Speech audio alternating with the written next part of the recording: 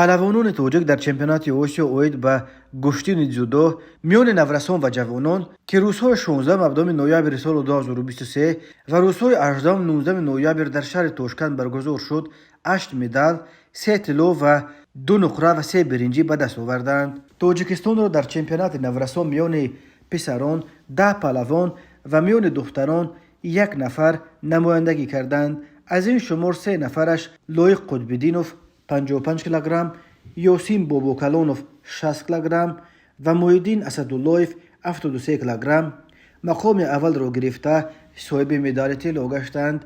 در حساب عمومی در بین دسته ها در این مسابقات دسته یکچین تاجیکستان با 3 مدال طلا، بعد میزبان این چمپیونات دسته ازبکستان که 9 مدال، 3 طلا، 5 نقره و 1 برنجی به دست آورد، در مقام دوم قرار گرفت.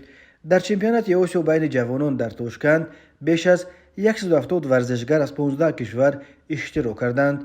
تاجیکستان را در این مسابقات 12 نفر، 9 پسر و 3 دختر نمایندگی کردند. به پهلوان‌های جوان تاجیک میسر شد که 5 مدال، 2 نقره و 3 برنجی به دست بیاورند. از جمله ابوبکر شیروف 73 کیلوگرم بین پسران و اهلیه مومنووا 52 کیلوگرم میان دختران مقام دوم را به دست آورده صاحب مدال های نقره شدند.